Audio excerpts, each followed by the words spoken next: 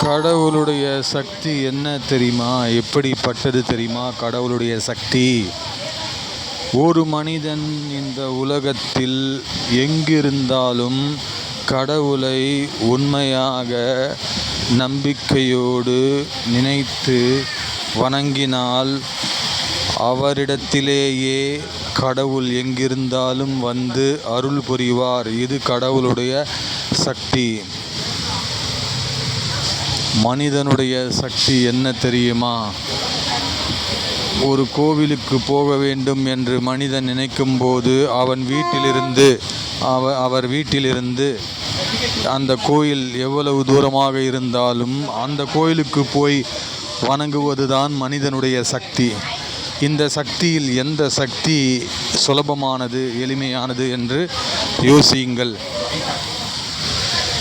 பாய்.